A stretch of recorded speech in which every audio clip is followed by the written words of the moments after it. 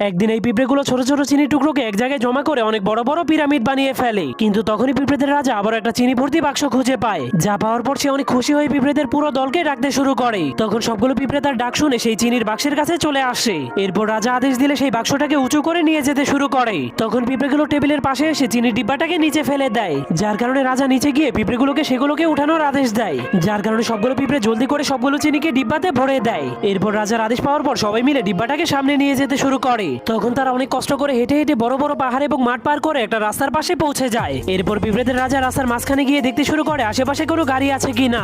অনেক ভালো করে দেখার পর সবগুলো পিঁপড়ে ধীরে ধীরে রাস্তা পার হতে শুরু করে। কিন্তু তখনই হঠাৎ করে একটা গাড়ি আসতে শুরু করে পিঁপড়েগুলো চিনিগুলোকে ফেলেই সেখান থেকে পালিয়ে যায়, যার কারণে তাদের চিনিগুলো গাড়ি চাকার নিচে পড়ে নষ্ট হয়ে যায়। এজন্য পিঁপড়েগুলো সেই খালি ডিব্বাটাকেই তাদের বাড়িতে নিয়ে যায়। তখন তারা দেখতে পায় অন্য পিঁপড়েরা চিনির মাধ্যমে পিরামিড তৈরি করছে, যা দেখার পর পিঁপড়েদের রাজা বুদ্ধি খাটিয়ে সেই খালি চিনির ডিব্বাটাকে পিরামিডের উপরে নিয়ে যায়।